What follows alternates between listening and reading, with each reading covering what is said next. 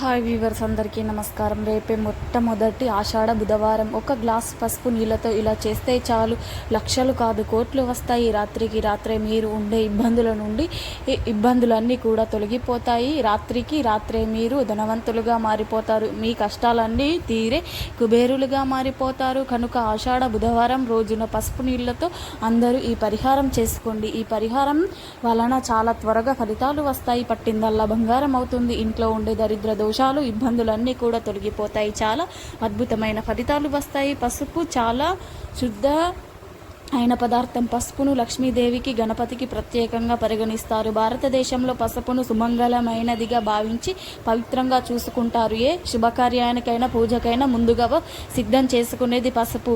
పసుపుని సంస్కృతంలో హరిద అని అంటారు. పసుపును అన్ని శుభకార్యాల్లో వినియోగిస్తారు. సౌభాగ్యానికి చిహ్నము. ఈ కారణంగా సుమంగళీలు తన భర్త శుభం కోరుకునే మాంగళ్యాన్ని పసుపు ఉంచి నమస్కరించుతూ ఉంటారు. మన తెలుగు వాళ్ళు గుమ్మానికి ఈ పసుపు రాస్తారు, కాళ్ళకు పసుపు రాస్తారు, ముఖానికి కూడా పసుపు దట్టిస్తారు. ఎందుకు కూర ఏది వండినా సరే చిటికెడు పసుపు ఖచ్చితంగా వెయ్యకుండా ఉండరు. పసుపు ఒక విధంగా సర్వరోగ నివారిణి. ఎందుకంటే ఇది చెడు బ్యాక్టీరియాను దరి చేరనివ్వదు. మన పూర్వీకులకు పసుపు చేసే మేలు బాగా తెలుసు. అందుకే వారు ఆరోగ్య చిట్కాలతో పసుపును బాగా వాడేవారు. ఇప్పటికీ మన ఇళ్లల్లో పెద్దవారు ఇంట్లో ఎవరికైనా చిన్న దెబ్బ తగిలితే అంటే వెంటనే పసుపు తీసుకొని రమ్మని చెప్తారు. పసుపులో ఉండే ఔషధ గుణాలు మనల్ని ఆరోగ్యంగా ఉంచుతాయి. అంతేకాదు, ఆడపిల్ల పుష్పవతి అయినప్పుడు ఆ పిల్ల చేత పసుపును ఉండేలా చుట్టి తిరపించే సాంప్రదాయం కూడా ఉంది. పసుపు నీళ్లు చల్లడం వలన ఇంతటి పవిత్రమైన పోతుంది. అవి పసుపు నీళ్లను మన తల మీద చల్లుకుంటే మనం కూడా శుద్ధి అయిపోతాం అని అందరూ నమ్ముతూ ఉంటారు. అయితే ఇటువంటి పసుపు నీళ్లతో ఆషాఢ బుధవారం రోజున ఒక చిన్న పరిహారం చేస్తే చాలు, మీకు ఉండే ఎటువంటి సమస్యలైనా సరే తొలగిపోతాయి. ధన సమస్యలు కూడా పోతాయి. లక్షలు కాదు కోట్లు వచ్చి పడతాయి అని సిద్ధ శాస్త్రం చెబుతుంది. మరి ఆయా బుధవారం రోజు ఏం చేయాలి అనే విషయాన్ని ఇప్పుడు మనం ఈ వీడియోలో వివరంగా తెలుసుకుందాం. అంతకన్నా ముందు ఒక పిల్లవాడికి వినాయకుడు ఎలా కనిపించాడో తెలిపే పవిత్ర కథను విందాం. అనంతుడు అనే ఒక అతనికి వీరేంద్రుడు అనే కొడుకు ఉండేవాడు. కాలం గడిచిన 2 రోజులుగా వేరే ఇంద్రుడు దిగులుగా ఉన్నాడు. గదిలోకి వెళ్ళి ప్రతిసారి అద్దం ముందు నిలబడి తన ముఖాన్ని చూసుకుంటూ మళ్ళీ దీనంగా వచ్చి అరుగు మీద కూర్చొని ఉంటున్నాడు. ఆనందుడు వీరేంద్రుణ్ణి గమనించాడు. వీరేంద్ర, బాగా బాధగా కనపడుతున్నావు, పైగా బడికి వెళ్ళడం లేదు, కారణం ఏమిటి అని అడిగాడు. నాన్న, నా స్నేహితులు నా కుడి బుగ్గ మీద ఉన్న నల్ల మచ్చను చూసి మచ్చోడా అని పిలుస్తూ వెక్కిరిస్తున్నారు. నాకు ఏడుపు వస్తుంది, అందుకే బడికి వెళ్ళటం లేదు అని బాధగా అన్నాడు. వీరేంద్రుడు అప్పుడు ఆనందుడు, నువ్వు అవేమీ పట్టించుకోకుండా ఉండు, వాళ్లకు అప్పుడు నోరు నొప్పి పుట్టి ఇక అనటం మానేస్తారు అని సర్ది చెప్పాడు. కానీ వీరేంద్రులో బాధ తగ్గలేదు. అప్పుడు ఆనందుడు కొడుకు బాధ తగ్గించడం కోసం, రేపు వినాయక చవితి కదా, మట్టితో వినాయకుడు బొమ్మలు చేద్దాం, నీకు ఇష్టమే కదా అన్నాడు. నాకు బాధగా ఉంది నాన్న, నేను రాలేను, బొమ్మలు చెయ్యలేను అంటూ తిరిగి గదిలోకి వెళ్ళిపోయాడు. వీరేంద్రుడు గదిలో ఉన్న వినాయకుడిని చూడగానే ఆశ్చర్యపోతాడు.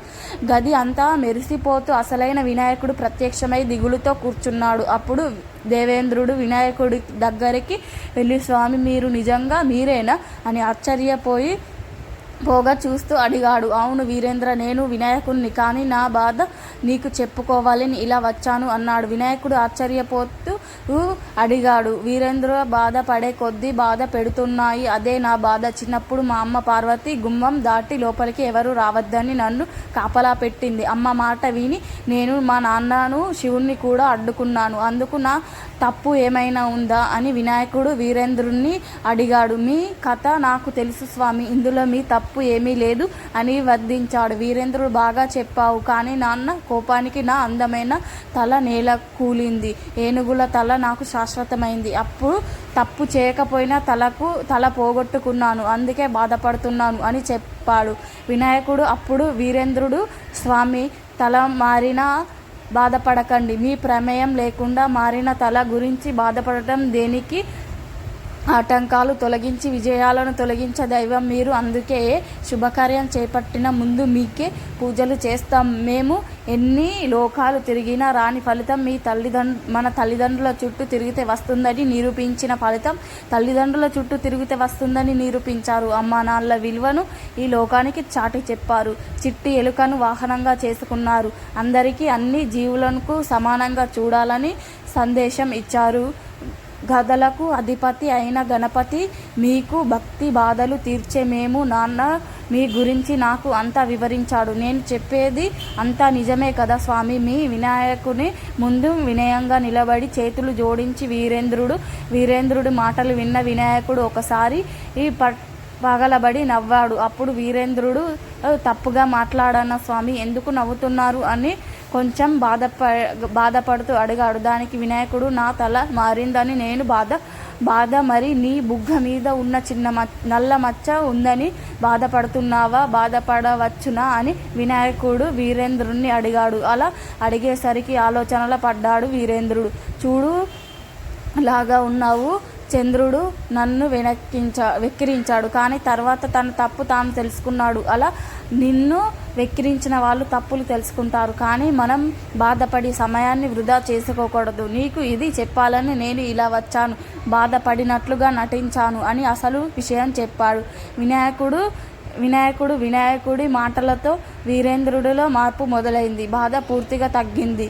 ఈ నా కోసం వచ్చి బాధ తగ్గించారు అని మళ్ళీ చేతులు జోడించి నమస్కారం పెట్టాడు వీరేంద్రుడు. వీరేంద్రుడిని దీవించి ఈ వినాయకుడు స్వామి అంటూ ఒకసారిగా అరుస్తూ మంచి పైనుంచి లేచి వీరేంద్రుడు అది కళ అని తెలుసుకున్నాడు.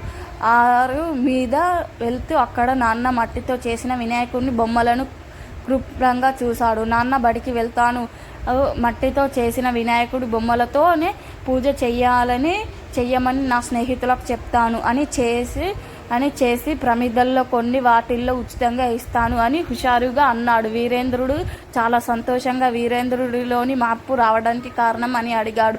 హనుమంతుడు వినాయకుడు అని చేతుల్లో ఉన్న మట్టి వినాయకుడు బొమ్మను చూపించి బదులిచ్చాడు. ఇక విషయంలోనికి వస్తే ఆషాఢ బుధవారం అంటే వినాయకుడు ఎంతో ఇష్టమైన రోజు. బుధవారం రోజున చక్కగా వినాయకుడిని పూజించండి, లేదా కొబ్బరి నూనెతో దీపారాధన అయినా సరే చెయ్యండి.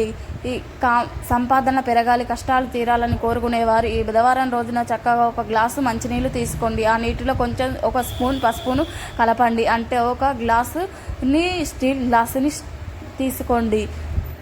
అందులో ఏదో ఒక గ్లాసును తీసుకోండి, అందులో నీళ్లు పోయండి. ఆ నీటిలో ఒక స్పూన్ పసుపును కూడా కలపండి. ఆ తర్వాత ఈ నీటిలో కొంచెం పచ్చ కర్పూరాన్ని కూడా వేయండి. పసుపు కర్పూరం నీటిలో బాగా కలిసేలా మిక్స్ చేయండి. ఆ తర్వాత ఈ పసుపు నీటిని తీసుకొని వెళ్ళి మీ ఇంట్లో బెడ్రూమ్లో బెడ్ కింద పెట్టి వదిలేయండి. ఇలా 48 గంటల తర్వాత పాటు ఆ పసుపు నీళ్లను అలాగే వదిలేయండి. 48 గంటల తర్వాత ఈ గ్లాసు నీటిని తీసి ఏదైనా ఒక పూల చెట్టుకు లేదా పిచ్చి చెట్టుకు కానీ పోసేయండి. ఇలా చేయడం వలన మీ ఇంట్లో దుష్ట శక్తులు, నెగిటివ్ ఎనర్జీ, ధన సమస్యలు, కష్టాలు, బాధలు, సమస్యలు అన్నీ తొలగిపోతాయి. ఈ పరిహారం ఒక్కసారి చేస్తే సరిపోతుంది అని మీకు చేయాలనిపిస్తే మళ్ళీ చేయవచ్చు. కానీ అన్ని రకాల సమస్యలు పోతాయి. ధనం 4 వైపుల నుండి దూసుకు వస్తుంది. సంపాదన విపరీతంగా పెరుగుతుంది. లక్షలు కాదు కోట్లు వస్తాయి.